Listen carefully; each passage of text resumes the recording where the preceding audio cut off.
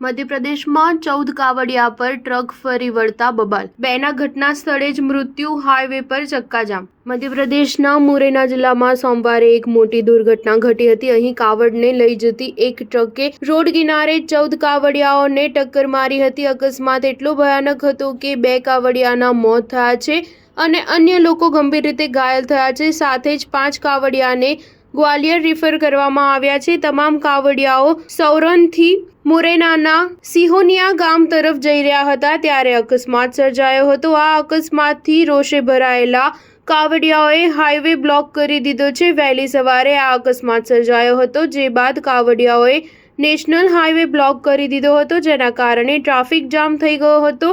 સ્થળ પર ચુસ્ત પોલીસ બંદોબસ્ત જામ હટાવવાનો પ્રયાસ કરી રહી છે। આ ભયાનક અકસ્માત બાદ મૃતકો અને ઘાયલોને જિલ્લા હોસ્પિટલમાં લઈ જવામાં આવ્યા હતા। જણાવવામાં આવ્યું છે કે કાવડિયા મુરૈના જિલ્લાના સિહોનિયા પોલીસ સ્ટેશન વિસ્તારના એક ગામના રહેવાસી છે। સ્ટાર ન્યૂઝ 7 હંમેશા સચ્ચાઈની સાથે।